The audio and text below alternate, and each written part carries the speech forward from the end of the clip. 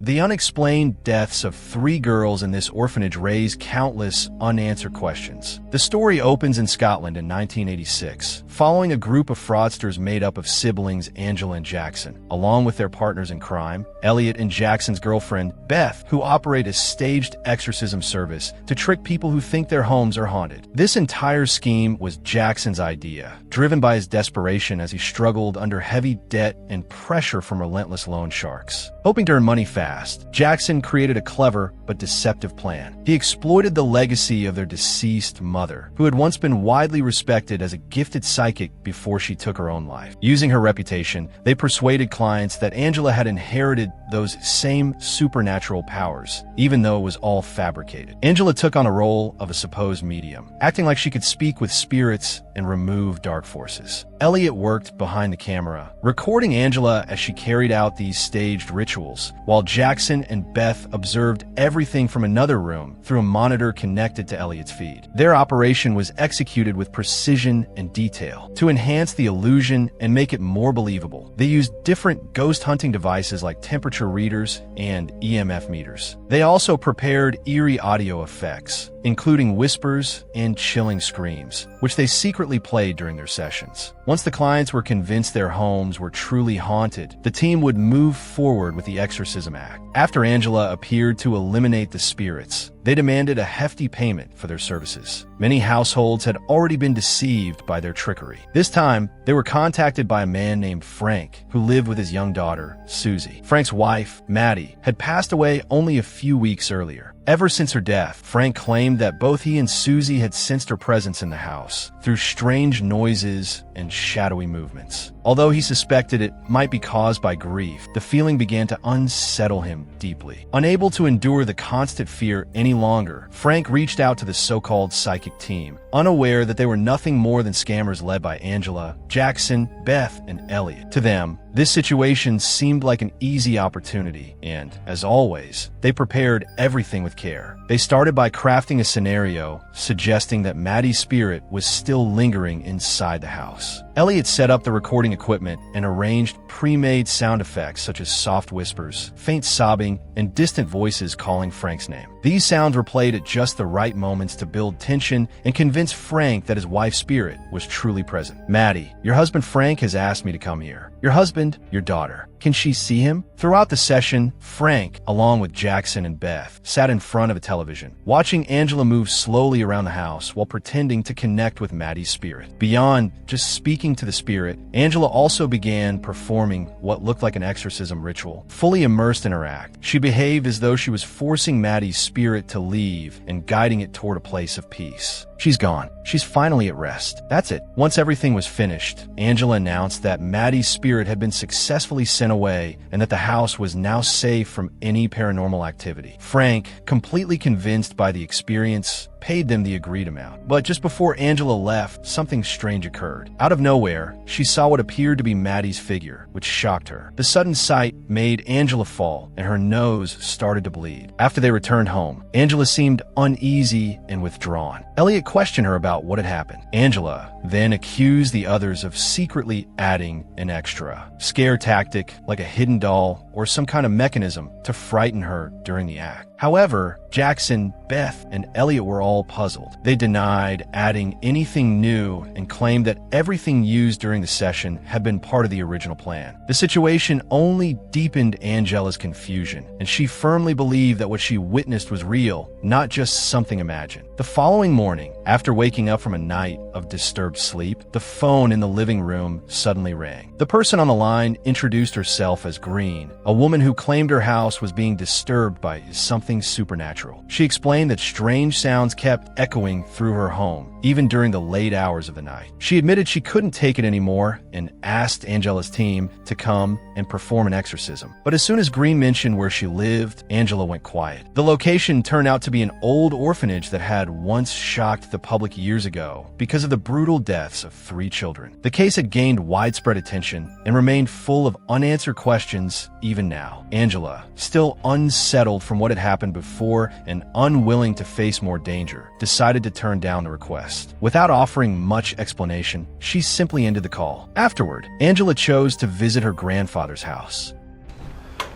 Who are you?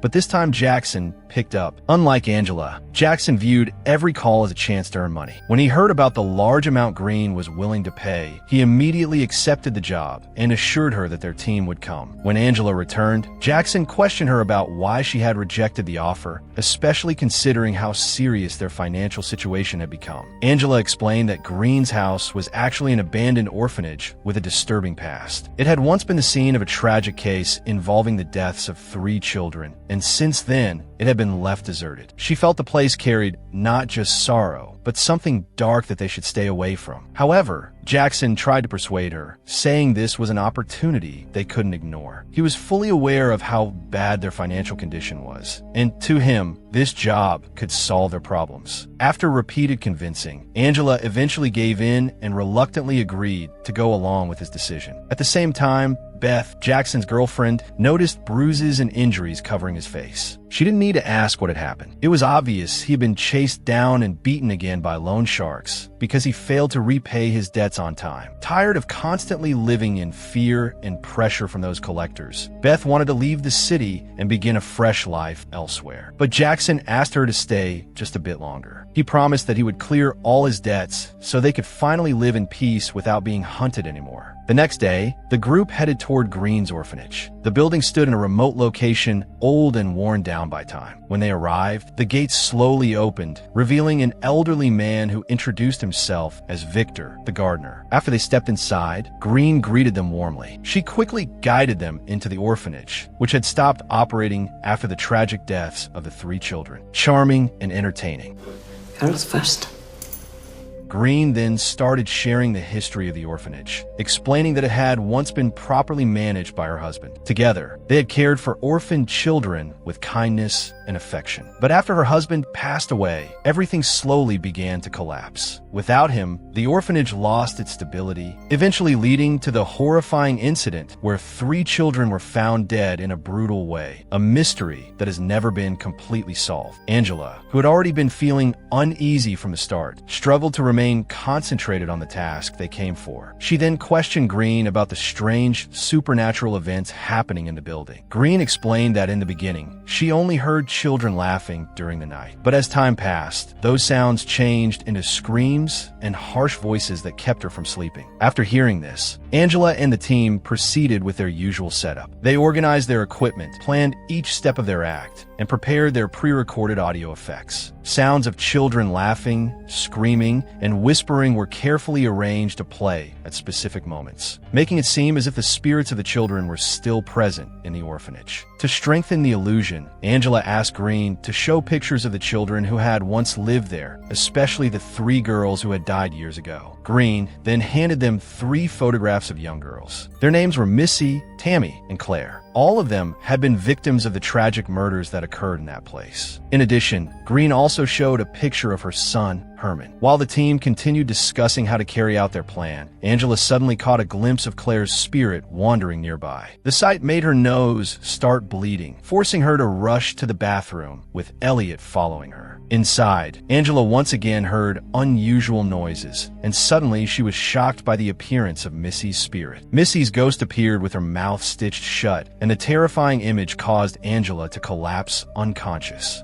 Elliot, who was beside her, was confused by what was happening. When he realized Angela had fainted, he quickly called the others for help. After she regained consciousness, Angela insisted that she was all right and told them not to worry, so they continued with their work. Once everything was set, they began their performance as planned. Jackson, Beth, and Green stayed in the living room, watching through a screen connected to Elliot's camera, while Angela prepared to act as the psychic who would supposedly remove the children's spirits. Claire, I've come here to ask if you're willing to leave this house. But as she walked through the building, Angela instead saw Tammy's spirit, whose mouth was also sewn shut just like Missy's. She's asking us to follow her. From the expression in Tammy's eyes, Angela felt that she was trying to communicate something that words could not express. Angela asked Elliot if he could see Tammy, but he saw nothing at all. When Tammy began to walk away, Angela immediately followed her. But things quickly went wrong when Elliot, trying to keep up, stepped onto a weak part of the old floor that couldn't hold his weight, causing him to fall through. Seeing this, Angela panicked and quickly contacted Jackson through the walkie-talkie to call for help. Jackson and Angela then rushed downstairs to check on Elliot. When they arrived, they not only saw Elliot lying there in pain, but also noticed something strange around them. The walls were covered with writings that looked like desperate pleas for help. Beside them were drawings of a child's face with its mouth sewn shut. Jesus. Angela then spoke honestly to Jackson, telling him that she could actually see the spirits of the 3 girls who had died in that place. At first, Jackson didn't believe her, since everything they had done so far had always been fake for money. But Angela, now fully convinced, explained that this ability might have come from their mother. The spirits of the 3 girls seemed to be trying to send them an important message. Even though Jackson still had doubts, he didn't have the luxury of time to think it through. He quickly picked Elliot up and carried him upstairs to get assistance. Once things settled slightly, Jackson told Angela to continue with their plan and complete the job like they intended. But this time, Angela refused without hesitation. Not knowing what else to do, Jackson chose to meet Green and apologize for the incident. He tried convincing her to give them some time to fix everything, but Green revealed that she had known all along that their act was fake. Without their awareness, their microphones had remained on, allowing her to hear their earlier discussion. She then firmly ordered Jackson and his entire team to leave immediately. At first, Jackson tried to argue, insisting that they were just doing their job and never meant to trick her. However, Green then exposed a dark truth that had never come out before. She admitted that she had been directly responsible for the murder of the 3 girls. This revelation left Jackson shocked and terrified. In a panic, he quickly contacted Beth through the walkie-talkie, telling her to gather their things and leave the house. But strangely, there was no response from Beth at all. Sensing something was wrong, Jackson rushed to the living room to find her, but she was nowhere to be seen. As he continued searching, Tammy's spirit suddenly appeared right in front of him. Without wasting a second, Jackson ran back to Angela and Elliot to inform them that Beth was missing. As they attempted to carry Elliot out of the house, they were suddenly confronted by the appearance of Missy's spirit. Her presence caused Jackson's nose to start bleeding instantly. At that moment, Angela began to understand that she and Jackson shared the same ability, something they had inherited from their mother. Worried about Beth, Jackson decided to look for her on his own, while telling Angela to take Elliot back to the car. After searching for a while, Jackson heard a noise coming from the attic. Thinking Beth might be there, he immediately went upstairs. What he saw horrified him. Beth was in a terrible condition, her mouth tightly stitched shut, just like the 3 orphan girls who had died. Unable to speak, she could only stare at him helplessly. Realizing how dangerous the situation was, Jackson quickly carried Beth and rushed back toward the car. Without hesitation, he started driving at full speed to escape. But on the road, Claire's spirit suddenly appeared in front of them. In his panic, Jackson drove straight ahead without stopping. However, it turned out he had hit Victor instead. Victor's body was thrown aside, and the car lost control before crashing into a large tree. Beth, who wasn't wearing a seatbelt, was thrown out of the vehicle. Jackson, covered in blood, stepped out and discovered that Beth was already dead. As he struggled to process what had happened, a mysterious figure suddenly appeared behind him and knocked him unconscious. It was Herman, Green's son. Herman briefly left Jackson and went to the car to make sure Elliot was also unconscious. When Angela regained consciousness after the crash, she stepped out and saw Beth's lifeless body. She then checked on Elliot, who was badly injured, and asked where Jackson was. Before losing consciousness, Elliot had seen Herman taking Jackson back to the house. Hearing this, Angela had no choice but to return there. Meanwhile, Jackson was in a horrifying state, his hands tightly tied to an old chair. Standing in front of him were Green and Herman. Behind Green's calm appearance and soft tone hid something truly terrifying. Together with Herman, she had long practiced a cruel habit of torturing their victims. They didn't just hurt them physically, but also made sure they could never scream or call for help by cutting out their tongues and sewing their mouths shut. Bound and helpless, Jackson had no way to resist as his tongue was cut. As if that wasn't enough, Green then stitched his mouth shut just like the others. At the same time, Angela, who had returned to the house, was led by Claire's spirit to where Jackson was being held. But due to a moment of carelessness, she was caught by Herman, who easily knocked her unconscious. When she woke up, she found herself tied up just like her brother, completely powerless. Now, she was about to become the next victim. Before Green could harm Angela, she instructed Herman to take Jackson to the storage room and finish him there. Later, Herman returned after killing Jackson. As Green prepared to carry out her next act, a noise suddenly approached Angela. It was Elliot, who despite his severe injuries had managed to sneak back into the house. Taking advantage of the moment, Elliot attacked and killed Herman first. Here we are. Seeing her son dead, Green was filled with rage and immediately attacked Elliot with a meat cleaver. Elliot, already too weak, couldn't fight back anymore. Not wanting anyone else to die, Angela begged the spirits of the children, who had been watching everything, for help. Instantly, the screams of the children echoed loudly throughout the house, enough to distract Green. Seizing that opportunity, Angela freed herself. Using the last of her strength and courage, she grabbed a sharp object and killed Green. As soon as both Green and Herman were dead, the entire house fell silent. The spirits of Missy, Tammy, and Claire appeared before them briefly, then slowly faded away, finally at peace. With only Angela still able to move, she left the house to find help. However, outside, she saw Jackson's ghost wandering in confusion, searching for Beth. Angela broke down, crying on the roadside, which caught the attention of a passing car. Angela and Elliot were then taken to the hospital for treatment. Angela later called her grandfather and told him that she had inherited the same ability as her mother. Suddenly, a dark shadow, believed to be another spirit, appeared right in front of Angela.